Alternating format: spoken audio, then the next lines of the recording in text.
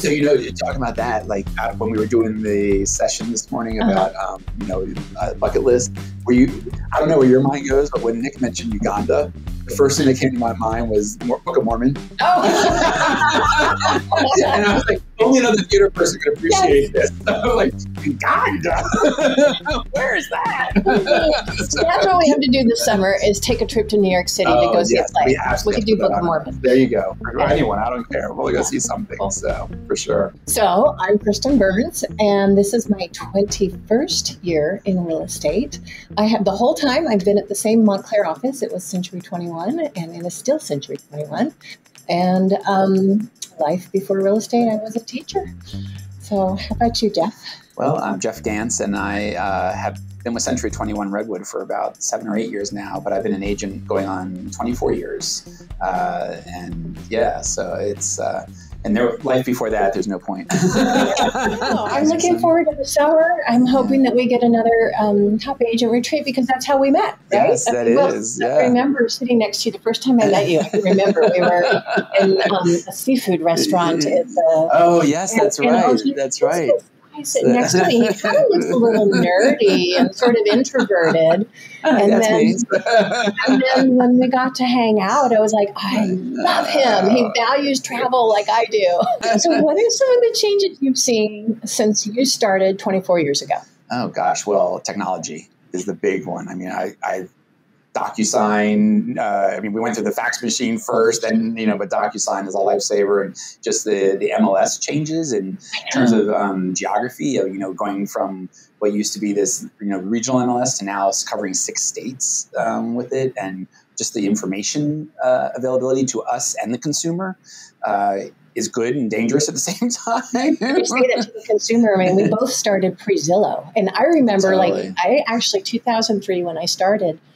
There were no photos. I mean, maybe an agent had one photo. You had to go to CVS, get it on a disc, 2 days to get the disc, upload it. It's changed. And then in 2004, you could have 6 photos. And then 2005, it opened up to 20 photos. But now no one used now. They didn't use professional photographers, so our photos were so bad. Yeah. But it was pre-GPS. I remember doing a lot of U-turns. And I remember you didn't know what the house was You had like. to have the paper map. Yeah. You'd show up and you'd be like, oh, is this the house that I'm coming Am I to at see? the right place? Yeah, so different. There's just been so many changes over the years, but there's some for better and some for worse. Yeah. Zillow is a great tool, but the Zestimate, oh Lord. It changed what I used to be like, oh, Mr. and Mrs. Buyer, I have selected these 8 houses that we're going to go see today. And now it's like, Kristin, these are the 8 houses we want to see, and we've already looked at 300 online, and we already know we're not going to see those. It's different. That my job, people used to think my job was to find the house, and that's not what it is. Totally. It's there's so much more to it than that. But how are you feeling about all this, the NAR stuff and all the changes coming on with that? Where's your temperature with that? I think it's the biggest change that this industry has probably ever seen, except maybe smartphones and Zillow. Mm-hmm. And think about it. Smartphones and Zillow didn't really change us that much. Yeah. I think I saw a statistic the other day that 90% of buyers still want a buyer's agent. And of course, there's always going to be somebody who does it themselves. Yeah. If I can be honest, I hate that I can have all of my experience and all of my knowledge and all my wisdom and all the energy that we put into buyers, and I get paid the same amount as someone who just graduated high school yesterday and has no experience. Yeah. And so I think having a buyer's agreement in advance, they know what they're paying for. Yeah. And we can, really my job is to be their advisor. And so I want to get paid what I'm worth. Yeah. I think there's a lot of agents who are scared by this, and I get that. I just wish we could all just take a collective deep breath and just realize that people are still going to need to sell homes, and people are still going to need to buy homes, and representation is going to be needed. And it's just the mechanics in which it's all going to happen is going to change a little bit. But I think that it's not going to be business as usual, but there's going to be in my mind, there's going to be this little blip that's going to happen for like a month or two until we all get adjusted to new forms and new ways of, telling a seller, hey, we want you to pay for, the buyer agent, fee or, what have you, and just figuring it all out. But I talked to a lot of agents who are just all very concerned and anxious about it. And I just, as I said, I just wish we could all just take a deep breath. And I think the hard part is articulating our value. Totally. Like, I mean, it's telling somebody, I'm worth what you're going to pay me. Yeah. And they may not have to pay you. I mean, it might still work out that they don't have to pay the commission. But it's that. I'm worth what I'm going to be paid, whether you're paying it or not. Yeah. And, but the other part of it, I think, is there are agents who are going to be willing to give things away because they don't articulate their value. And I think that's going to be unfortunate in, what's going to happen to the rest of us. But we'll get past this. We'll move forward. But there's just, it's so much, and there's a lot of information still yet to be known as well. I think it'll take a little longer than a month. I think it'll take a couple of years to shake out. Months, it's going to be, you're just getting used to it all. It's showing our value. It's one of the things that you don't generally articulate is that we're here to mitigate the risk for them. Totally. And so I'm excited to keep moving forward. You were talking earlier about like showing value and having to express our value to people with this whole NAR stuff and everything else going on. How do you do that? Or what do you? So I'm pretty good at buyer consultations. And actually, that's where I'm not afraid of this. I've been doing buyer consultations from the beginning. I thought you had to. It's mandatory. I mean, there's no doubt. You had to have a buyer's agreement in place. And actually, I was really shocked during COVID. I had a few listings where I asked for a copy of the buyer's pre-approval letter before they saw the house. Oh. And I was shocked at how many agents are like, oh, we don't have one. I'm like, what do you mean you don't have one? You don't go out and show houses until you have a pre-approval letter. So that's one of the parts of the system. I sit down with them, and my buyer consultations have been getting a little lengthy. They're about 2 to 3 hours. Well, but it's really just an interview of, hey, Mr. Buyer, what is it you think you want? Yeah. And then also just saying, this is what to expect out of the market. This is what it's going through that whole value of a home ownership. They understand that it's a partnership. And they understand that I'm more than just a glorified lockbox key getting them into a house. Totally. And they're hiring me for my advice, for my risk mitigation, for all of that. Yeah. And my buyer consultation is probably where I feel like I really have that down well. Well, I'm sure you do. I mean, you do an amazing job. But it's for me, it's just like having that conversation with the buyer or the seller and showing that you care. And that, you want to know, it's not just about, you're like, well, why are you moving? Oh, we're moving to Florida. It's like, okay, well, what's important about that to you? Why are you moving to Florida? Oh, to be near Grant, or having the conversation about what's important to you about the moving process. Have you moved before and what worked well, what didn't work well? Or, a buyer, have you bought a house before? And what happened? Was it a good experience? Was it, but it's just showing that you're there as a trusted resource, and it's not just a transaction for you, but a relationship. And having that communication with them, but and that you are the expert in your market, and whether you're a buyer or a seller, and that you can just again, you're bringing that value in that way, with the information, with the data, with the the consultation, with being there for the ups and downs and everything through the process. Yeah. And I don't think they understand how intimate the relationship's going to be. Yeah.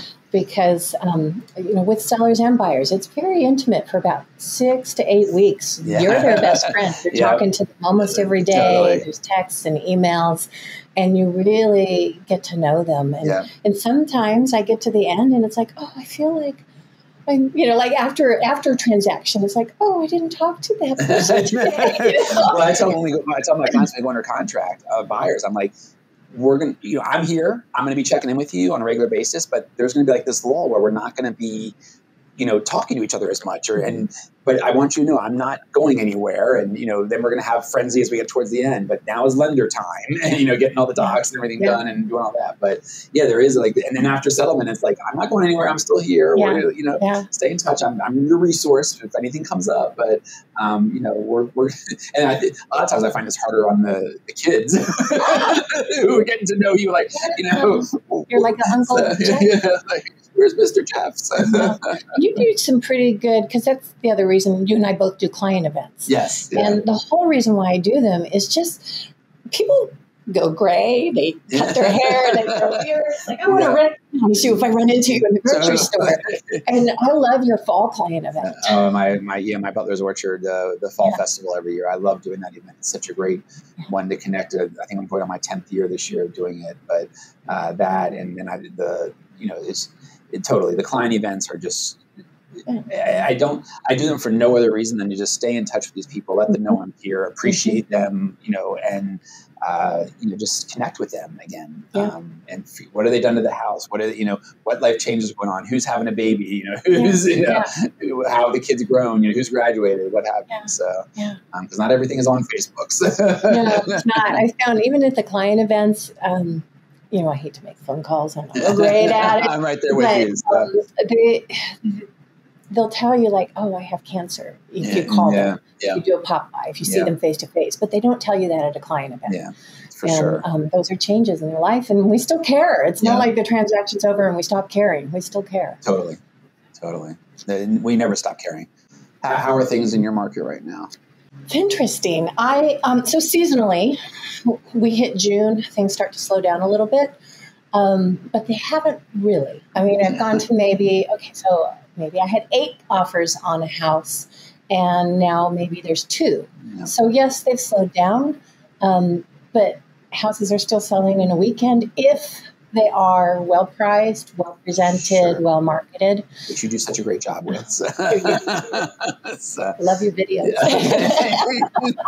I try, but it's. We're still seeing the low inventory, and obviously the supply and demand, and the demand is still there. It's just crazy what is going on. So it is. The slowdown happens with the graduation, summer, and what have you. But the buyers who are serious buyers are still looking every day on on the web and like, this house popped up, or this one went under contract already, or And that's been the hard part, is getting the buyers who are kind of like, well, I don't have to move, getting them to understand what it takes to win in this market. It sometimes takes them losing a few houses that they really wanted. Totally. One thing I have to bring back, I used to do it with buyers, and I need to bring back when I do a buyer consultation, I used to say, let's pretend you're the seller. Here's the 8 offers that I've brought the seller. Yeah. Which one would you choose if you were the seller? So, totally. It's trying to set the expectation for the buyers is hard. You may have to waive a home inspection. You may have to do this. You may have to do that. Yeah. And it's difficult for sure. But I usually tell my buyers, like, you're going to go through a cycle. You're going to tell me up front that you want a home inspection. I'm going to say, great, we'll ask for it. And then you'll lose 1 or 2 offers. And then eventually you're going to say, what do I need to do to get a house? And I'm going to say, remember when I told you that you might have to, either do a pre-offer inspection or give up that inspection or your financing contingency or whatever, or an appraisal gap or do something. That's what you need to do. Because I told them, you have to assume if you're competing that other offer has no contingencies. Yeah. And, because that's what I'm seeing on my listings is no contingencies. Yeah. Winning the deal. Well, that's why I've been bringing them. Here's actual listings that you can look and see. So what will you do? Do you think the second half of the year, do you think the election is going to affect our year? I don't think so. Everyone always thinks the election is going to do something. I don't. The president does not set interest rates. The president does not, but every cycle I hear people like, oh, well, I'm going to wait until after the election, or nothing ever changes. It's like, it's more of just fluff in my mind, or news piece or whatever, but it has nothing to do with the housing market. So that's where I expect it might affect us, is because other people with not good agents will say, oh, I'm going to wait till after the election. And then that's when that's where I'm really encouraging my buyers to just really seriously consider being a second half of the year buyer. Yeah. And that the spring craziness might slow down a little bit, and that they might take advantage of those other people who might pull out. Totally. You did a really great video, a few weeks ago. It was something like, if you in 1972 wanted to wait for the interest rate to lower. Tell me about it, because I don't remember exactly. The point being that these buyers who are out there like, well, I'm going to wait for interest rates to go down. Well, if interest rates go down, what's going to happen? Prices are going to go up. And if you look at the numbers, your $400,000 house at 7% is going to cost you the less, if not same, as your $425,000 house at 6% or 6.5%. Yeah. So you can wait for the interest rates to go down if you want, but if you can find a house that works for you, that you're comfortable with the payments and the terms right now, then do it and lock yourself in if it's for the long term. I tell clients, if you're looking and you're telling me you're only buying for 2 or 3 years, don't buy. I do the same. If it's got to be a long, now granted things change, that are unexpected, but if your plan is I'm going to be there 5-7 years, great, you're going to be okay. Look at historically at housing. It's a great investment. But if you're waiting for interest rates to come down to 3%, that's not going to happen again. And at least not unless the economy just tanks. And I even think then we won't see that. I think just like my parents tell me about their 18% interest rate in 1981 or whatever it was, that I think we will tell our grandchildren, I got 2.25 during COVID. Exactly. But it's the whole idea of that was just basically to say, if you're waiting for interest rates to come down, look at what's happened historically over time. And that little blip of time where we had 2.5%, 3% is not normal. And average is still, even with that in there, our average interest rate over time is like 6 or 7%.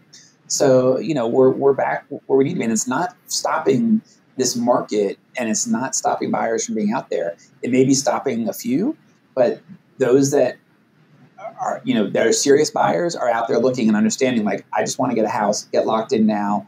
I know I can refinance if rates go down. I know there's other ways I can handle this. And, so but that was the whole gist of that. I thought it was a great video. I was like, I need to copy this. Feel free to. You're welcome to. Absolutely. But we do it in the conversations with them. I think that's really what it is it's educating them up front and conversations along the way, because like you said, there's a learning process and a learning curve to the buyers. Totally. Without a doubt. Yeah. It's education. Just the expectations, the education, letting them know what's going on and hoping that they trust us, and that we can show them the data that backs up what we're trying to tell them. And that I'm not trying to tell you this so that I can earn a buck. I'm trying to tell you this so you can understand what's happening and make an informed decision. And if you decide to buy now, great. If you don't, I respect that too. So I think there was a recent statistic from NAR that was like people who own homes have something like 40 times the wealth of people who are renting. Definitely have definitely. There's no doubt that someone who owns a home versus someone who's renting has a greater net worth than, for sure, because that equity you're building in that home is, and the appreciation over time is just going to add to your net worth for sure. Yeah, it's a place to live. You're paying somebody's mortgage. So it's just, is it yours? You're putting money in somebody's pocket. Is it yours, or is it a landlord's, or is it somebody else's? So for sure. But it's interesting times. There's no doubt, and in so many levels. I agree. I look back at all the different waves because I was part of the real estate crash in Prince William. It happened. It started in 2005, and we kind of hit bottom in 2009. And it's been kind of fun. Like real estate, one of the things I love about the industry is you learn stuff. Like, who knew that I know the difference between an architectural shingle and a cedar stake shingle? And I know all this stuff that you learn as you go along. Yep. But the market changes every year, and you have to shift with it and grow with it. And there's some systems I created that tossed out, and there's new systems in place. And there's always something to adjust. Whether it's an NAR law, settlement, or whether it's a technology thing, or whether it's a new website there's always something that's causing us to adjust and evaluate and learn and change. And it's fun. It's fun. The puzzle's always changing. So the millennial realtors are like, "What's a fax?" So I remember it was like, "What's this new thing called a GPS?" It's a magic. It gets me where I need to go. So, what's your favorite tool? My lifesaver tool is DocuSign. There's no doubt about it. That's been my favorite. Remember we used to have to drive to every client to get every initial signature. Or fax them the pages, and then you couldn't read the fax because it would get, redone. I used to buy fax machines and give them to my clients to borrow, so I wouldn't have to drive to their house. Well, I remember my first DocuSign deal was a couple that was moving here from New York, and we saw a house. They decided they liked it. She was going to Texas and he was going back to New York. And I was like, I got this. I can electronically sign this. So, and we did it. And I was like, this is the best thing ever. And it's not changed. The ability to edit, to just do things within it, and just it just makes life so much easier. So what about you? I like the app Mile IQ. Do you use it? Oh, yes, I do use Mile IQ. Because, you used to have to write down your miles. It's all right there on your phone. It would calculate how far it runs from house to house. It's always running in the background. So. It's always running in the background for sure, but totally.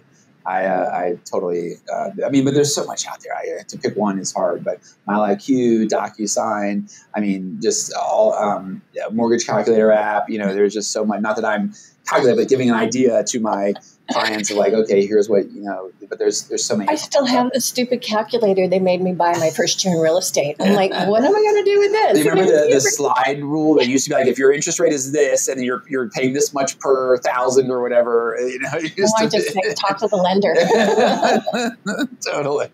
Totally. But no, it's no doubt it's interesting times, but it's good times. I love what we do, and they're frustrating times. We talk about that. Have those sessions at times like, oh my gosh, I can't stand this business. But overall, there's no doubt it's all good in the end. I think it's learning to set boundaries on our time, because they expect you to be at work Monday through Friday, 9 to 5, but then you're getting text messages at 10 o'clock at night, on a Sunday night, on a Friday night, on a Monday night.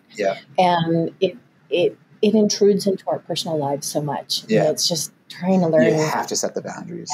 My phone goes off at night and silent, and I don't touch it again until I wake up in the morning. So if something's that important, they'll find a way to reach me. True confessions. I got a text message at like 10:45 at night this week, and it started out with, "I hope it's not too late to text you," and I was like, I'm not answering that. And then when I was up at 6 a.m., I sent her back. That's right. Now you can text me. Yep. No, it's I love those ones that start out that way. I hope it's not too early. I hope it's not too late. It's like, yeah, whatever. Okay. But it's all good. Kristin, I always enjoy our time together. It's too short all the time. So we definitely need to plan an outing sometime soon. An exhibit, a lunch, both, whatever. But it's been too long. New York. Yes, New York. The Vamoose bus. The ride to New York will go by so fast we won't stop talking. We'll annoy everybody around us. We'll just hand out our cards. Amen. Happy summer. Yes, same to you.